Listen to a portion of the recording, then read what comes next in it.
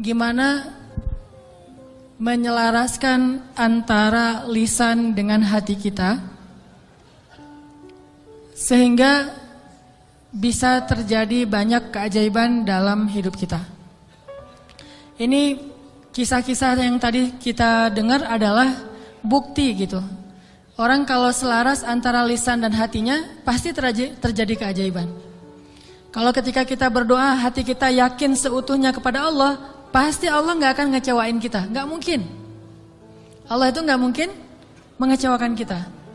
Allah sendiri kok yang berjanji, wa idza sa'alaka ibadi anni fa inni qarib ujibu da'watad da'. Itu Allah yang bilang, ujibu da'watad da'. Aku tuh dekat. Artinya berharaplah kepadaku gitu.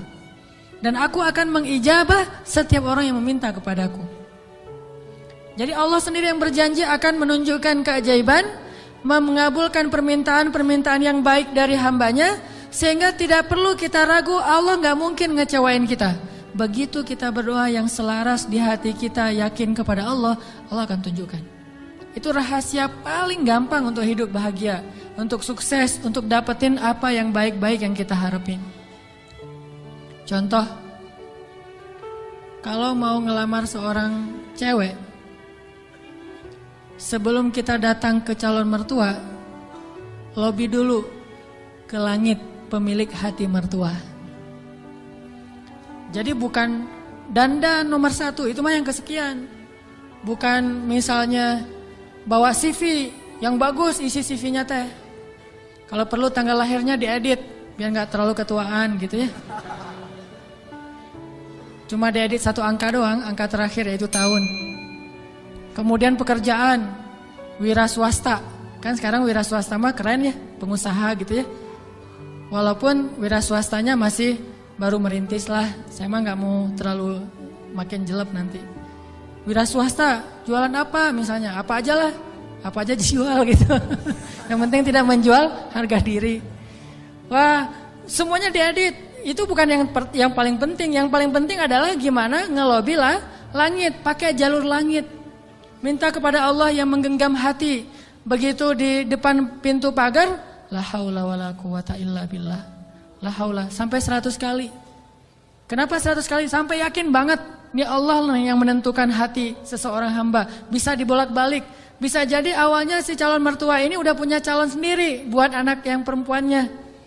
Mungkin lebih tajir, mungkin lebih keren, mungkin lebih berewokan, lebih nyunah gitu ya.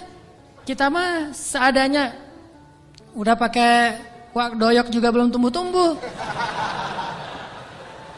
Ya gimana, udah begitu takdirnya kan, terimalah kenyataan. Akhirnya orang tua, calon mertua tadi yang udah punya rasa srek kepada yang lain, tiba-tiba berubah pas ngelihat kita. Wah, ini nih calon menantu saya nih. Kita baru mau ngomong, udah tenang aja. Kamu bukan hanya akan saya berikan anak saya, juga domba-domba gitu ya. Kan la haula wala quwata illa billah. Dikasih modal nikah, dikasih mahar, disiapin semuanya, dimudahin banget. Kenapa? La haula wala quwata illa billah. Itu lebih penting daripada mahar, lebih penting daripada bawa kendaraan apa walaupun minjem, lebih penting dari apapun. Lobby Allah dulu, pemilik segala hati hamba. Itu berlaku banget. Jadi kalau selama ini masih belum beruntung, berarti kurang la haula wala quwata illa billah. Tips supaya mengakhiri masa jomblo, yakin sama Allah, banyak-banyak la haula wala quwata illa, dan berani datang kepada calon. Kalau kata seorang pelawak, kalau kita jelek, jangan takut untuk mencintai seorang perempuan, karena yang takut itu harusnya yang dicintai, kan gitu ya. Kita mah nggak usah takut, yang dicintai yang takut. Yang datang ke saya kok wajahnya gini. Tapi itu mah cek cak lontong, carine cak lontong. Oke. Sama juga kalau misalnya seorang istri pengen membujuk suaminya. Membujuk ngapain nih? Membujuk tambahan saldo. Ini udah akhir bulan nih, tanggal 31, pakai la haula wala quwata illa billah.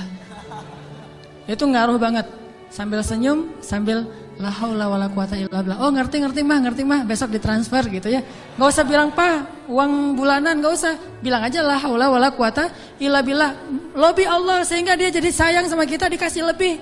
Jalan ke mall, lobby Allah supaya dia sayang sama kita, dikasih lebih. Jadi dibeliin apa. Ini semuanya karena kita yakin sama Allah yang maha kaya. Saya pernah dulu di tablik.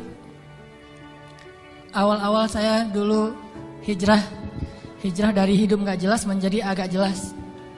Saya waktu SMA juga masih belum jelas. Suka sama cewek tapi gak pernah disukai. Mungkin saya mirip dengan kata-kata Cok Lantong tadi kali ya. Suka, alhamdulillah gara-gara saya gak diterima, akhirnya saya gak pernah pacaran. Itu bukan karena saya gak mau pacaran, karena nasib aja. Jadi akhirnya gak bisa pacaran. Nah, pas udah jelas gara-gara datang jamaah tablik berdakwah di sekolah saya, akhirnya saya masuk ke tablik yang khuruj 3 hari, 40 hari. Di tablik itu ada pelajaran tauhid yang menurut saya bagus ya, inspiring gitu. Kalau kita lagi makan nih, kan makannya tuh rame-rame tuh, pakai talam gitu kan, makan rame-rame. Terus ada petugas khidmat namanya yang ngasih-ngasih lauk, nasi, ikan segala macam. Jadi SOP di tablik, kalau kita lagi makan, mau minta tambahan makanan, nasi, ikan atau lauk, itu nggak boleh minta kepada yang khidmat. Kita ngomong, Allah, ikan, Allah, datang tuh ikannya. Wah ini ikan, Masya Allah, Allah kasih datang ikan. Di situ belajar tauhid tuh. Ternyata kuahnya kurang, Allah, kuah, Masya Allah, kuah, Masya Allah. Datang tuh kuah tuh. Soalnya orangnya dengerin gitu ya. Tapi walaupun ini agak-agak menurut sebagian orang aneh, justru di situ kita belajar yakin sama Allah. Makanya saya sering cerita, awal-awal saya dapat hidayah ke tabligh itu, lagi mau main bola, keluar dari sholat asar di masjid, bukan keluar sholat asar, lagi main bola depan masjid. Masjid di Aceh itu kan luas-luas, halamannya bisa main bola. Ada orang main bola, ada sapi yang lagi ngerumput, karena saking luasnya halaman masjid. Udah gitu, lagi main bola dipanggil sama seorang jamaah tabligh dari Pakistan. Dia nyebutnya Maulana gitu. Orang tabligh kan kalau udah level ilmu tertentu disebut Maulana. Maulana ini manggil saya, come here gitu. Saya datang, saya waktu itu masih anak muda gak jelas gitu. Duduk di sebelah dia tanya, dia tunjuk-tunjuk ke langit gitu. Gak bisa bahasa Indonesia, saya bilang, kenapa? Oh langit, saya bilang, langit Allah cipta, kata dia. Terus tunjuk ke pohon, saya bilang pohon Allah cipta. Dia tahu bahasa Indonesia cuma satu kalimat, Allah cipta. Pohon Allah cipta. Saya tunjuk anak-anak, dia nunjuk anak-anak. Oh orang Allah cipta. Itu aja selama setengah jam. Begitu setelah setengah jam Allah cipta, tiba-tiba saya ngerasa kayak ada yang masuk ke dalam hati saya tuh sejuk banget. Saya langsung pergi wudhu, saya sholat kayak orang dihipnotis gitu. Sholat asar sendiri, udah selesai sholat asar sendiri, dia temukan dengan tabligh yang ada di situ, orang lokal, masuklah saya ke tabligh, khuruj 3 hari. Pulang ke rumah, saya dianggap orang aneh oleh orang tua saya. Wah kamu gak boleh ke masjid lagi, kenapa? Kamu sekarang aneh. Aneh apa? Udah rajin ke masjid. Rajin ke masjid aneh dulu teh. Orang tua kan takut ke jaring aliran apa mungkin yang mau jadi pengantin, bom bunuh diri atau apalah, takut. Terus saya mulai pakai jubah waktu itu, jubah putih, sorban putih.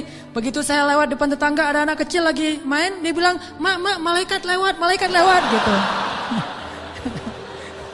Waduh, saya malaikat gitu, luar biasa. Ini artinya belajar yakin. Kalau di beberapa dakwah itu benar-benar bab la ilaha illallah ini benar-benar kurikulum paling penting dan ini yang harus kita pelajari. Kalau kita ngandelin Allah banget dalam segala urusan, la yudayya'anallah, itu intinya. Allah nggak akan ngecewain kita.